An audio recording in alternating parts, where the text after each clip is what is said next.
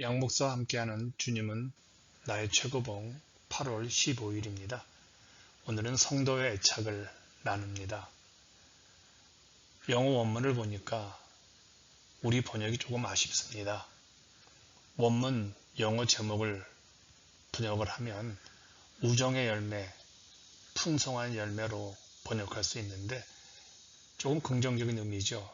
그런데 우리 번역은 부정적인 의미로 번역이 되었습니다. 오늘 파워포인트를 조금 바꿔보았습니다. 오늘 주제의 배경이죠. 요한복음 15장 15절 주님의 말씀입니다. 너희를 친구라 하였느니 요한복음 15장은 챔버스가 가장 많이 이용하여 사용하는 본문 중에 하나입니다. 1916년 5월 7일 뜨거운 사막의 열기가 YMCA 막사를 숨막히게 하던 날 챔버스는 병사들에게 예수님과의 우정에 대해서 설교를 했습니다. 그의 아내 비디는 똑같은 이 설교를 6월 16일자 묵상과 오늘 나누어서 만들어 놓은 것이죠. 진정한 성도의 애착은 무엇일까요? 결론적으로 말하면 우리의 자연적인 본성에 대한 애착을 포기하고 우리 주님과 진정한 친구 관계를 통해서 풍성한 열매를 맺는 것이죠. 이런 묵상을 좀 해보았습니다. 자기 희생. 우리가 자연적인 애착을 포기하고 주님과 풍성한 관계의 열매를 맺기 위해 필요한 것은 주님이 말씀하신 요한복음 15장 포도나무 비유에 나오는 그 기쁨의 교제입니다. 요한복음 15장 11절은 이렇게 말씀하고 있죠. 내가 이것을 너에게 이름은 내 기쁨이 너희 안에 있어 너희 기쁨을 충만하게 하려 함이라. 우리는 예수님과 우정을 나눌 때 순수한 기쁨을 느끼죠. 이 기쁨은 우리가 삶의 세부적인 것까지 모두 하나님께 내려놓을 때 느끼는 기쁨과 동일합니다. 이 기쁨은 주님과 친구와의 관계에서 누리는 기쁨입니다. 예수님은 요한복음 15장에서 친구의 우정을 우리에게 설명하고 있습니다. 이 우정은 하나님과의 우정일까요? 아니면 인간 우리 주변의 다른 사람과의 우정일까요?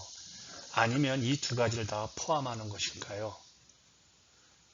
먼저 어느 것이든 우정관계를 맺으려면 내 자신을 내려놓아야 합니다. 챔버스가 이렇게 말하죠. 모든 것을 내려놓기까지는 우리는 결코 자기 희생의 기쁨을 알 수 없습니다. 여기서 말하는 자기 희생, 자기 항복이죠. 우리에게 가장 어려운 일이죠. 만일 우리가 뭐뭐뭐 하면 완전하게 순복하겠는데 이런 나의 삶을 주님께 다 드려야만 하는데 이렇게 말할 때는 이런 경우에는 자기 희생의 기쁨이 없지요. 우리가 완전히 모든 것을 내려놓는 순간 성령은 우리에게 예수님의 기쁨을 맛보게 하십니다. 희생의 기쁨이란 말 오늘 챔버스가 사용했는데 정말 희생의 기쁨이 있을까요? 희생은 기쁨이 아니잖아요. 손해잖아요. 말이 안 되는 표현이잖아요. 그런데 우리가 가장 사랑하는 사람 위해 무엇인가를 희생할 수 있다면 이때의 희생은 희생이라는 생각이 들지 아니하고 기쁨이 되죠. 그렇습니다. 성령께서 우리 안에 들어오시면 예수님을 위해 나의 생명을 내어놓는 것이 가장 큰 소망이 되어지죠. 이때는요, 주님을 위해서 내가 희생을 하고 있다는 생각마저 우리에게 들지 않습니다. 그 이유가 무엇일까요? 이런 희생은 성령의 사랑을 표현하는 열정이기 때문에 그렇습니다.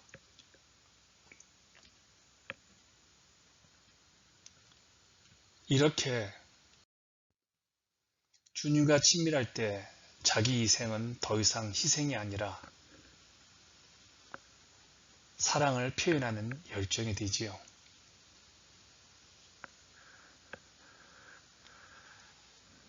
희생의 본 대신 주님을 한번 생각해 봅니다.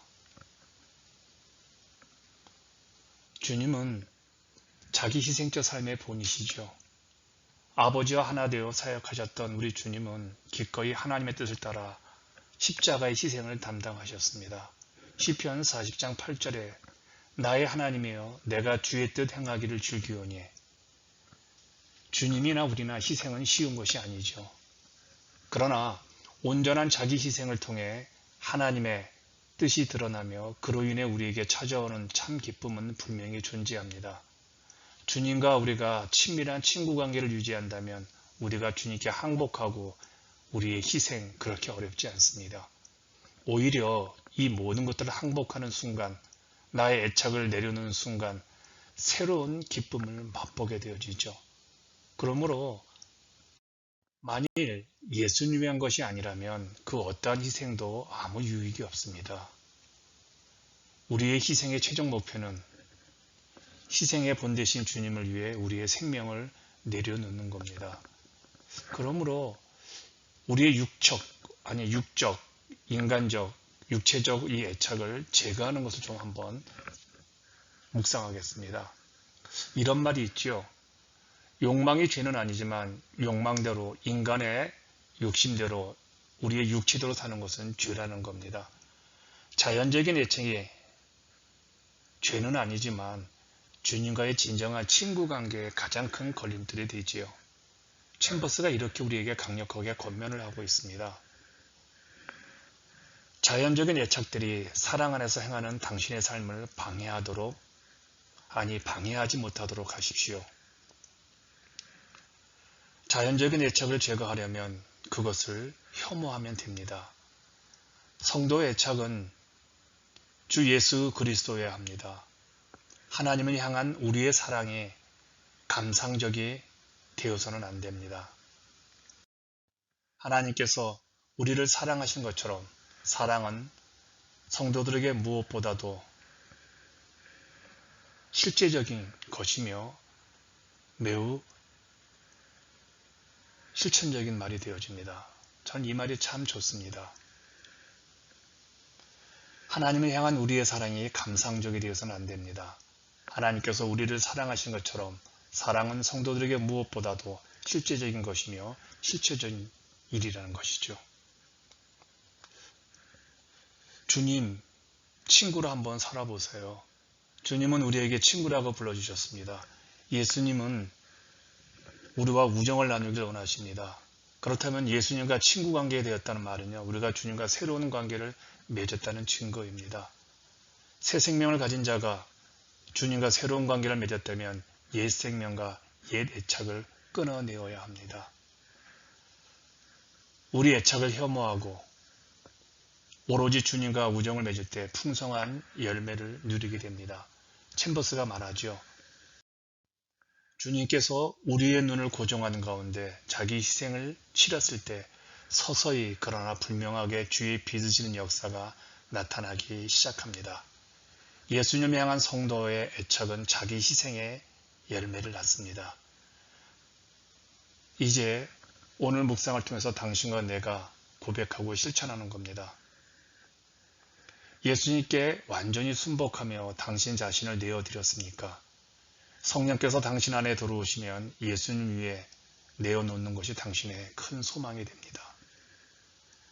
당신의 눈을 온전히 주님께 고정하기 위해서는 이루어야 할 당신만의 희생이 있습니다. 주님과의 친밀함을 위해 당신이 희생한 것은 무엇입니까? 오늘 하루 당신은 무엇을 희생할 수 있습니까? 당신의 애착을 내려놓으십시오.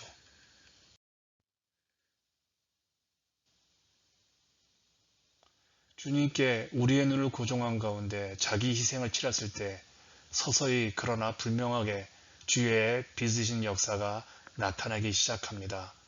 이 열매를 계속적으로 누리시는 여러분들을 응원하겠습니다.